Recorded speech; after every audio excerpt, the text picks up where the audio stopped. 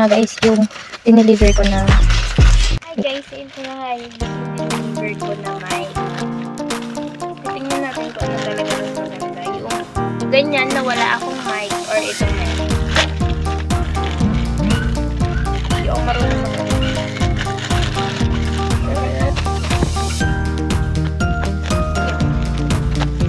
ito na guys! Ayun na guys, ito yung mic na binili ko kasi hirap ako kasi yung mic na ganito guys is parang hawak pa ako yung ano kasi wala akong lagayan dito. Kaya guys, ito bumili ako ng ayan, mic, wireless mic. Wow! So kaya guys, inaano ko sa inyo na bumili na kayo nito.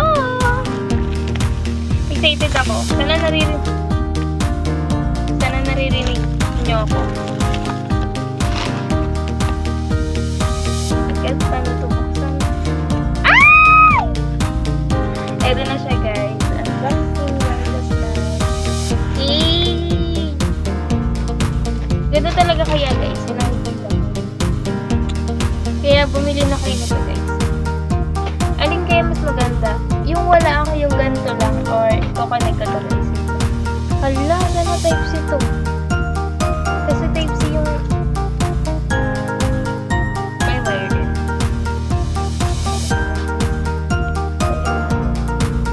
Piling ko hindi type C. Wireless. Pag ganito guys, sabi siya anong gagawin?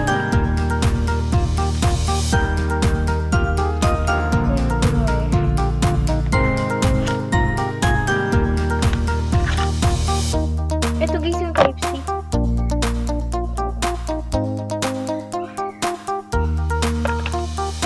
Ito guys yung wire niya kapag nalobat. Tingnan natin ito. Oh, dito natin siya guys ilalagay. Ganito siya. Ah, diba? Ganyan siya. Para kapag nagsasalita. Pero hindi ko pa nilalagay. Ala, very good. Type C siya guys. Type C. So, guys, buksan na natin to. Tingnan natin kung paano ito buksan. Ito pala. Ano ba ito? Paano ito binubluetooth? Ito pala. Tangis. Ito pala guys. Tingnan natin dito yung mga gagawin na step 1, step 2 kung paano gumana.